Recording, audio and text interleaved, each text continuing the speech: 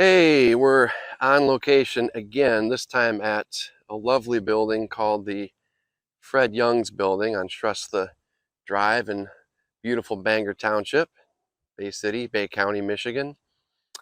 It's called the Fred Young's Building because Fred was our architect. He designed this and he unfortunately passed away about a week after we broke ground on it. He was a wonderful human being as we named the building after him.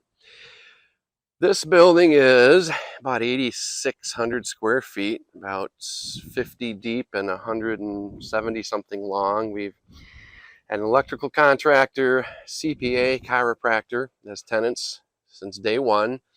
Had a little bit of vacancy, had to get through the pandemic. People weren't, or businesses weren't expanding and looking for space to lease during the pandemic. We are finishing off one of the two vacant suites, 1,500 square feet, for a financial services provider, and the other one we have some interest in, so it very well could be that will be fully rented soon. The topic of this video is the parking lot. If you look at, so we've got a lot of concrete going on here, lots and lots and lots of concrete.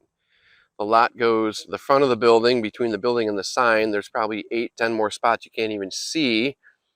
It goes way, way past the end of the building because there's a garage door on the end. There has to be a 50-foot radius delivery vehicle turnaround. That's in the zoning ordinance. So we've got a lot of concrete.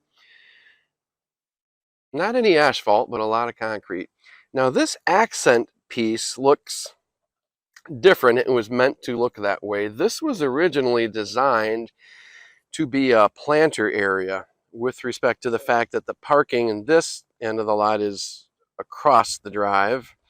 Up by the building, this is going to be a landscape area with trees, shrubs, flowers, whatnot. However, our landscape guy, who is also our snow plowing guy, said, hey, you really don't want to put plant material in there because I guarantee you that you'll be replacing it every single year because of the salt. In our Michigan winters, the salt will accumulate, kill the plants, and you'll be replacing it. So we never did anything with it, just kind of left it weedy, sand and weeds. But then getting closer to the financial services firm moving in, they said, hey, you're not going to leave it like that, are you? We said no. But we knew if we tried to match the existing concrete, that would be a fail. It would look like an afterthought because this concrete has weathered, has aged about 3 years now.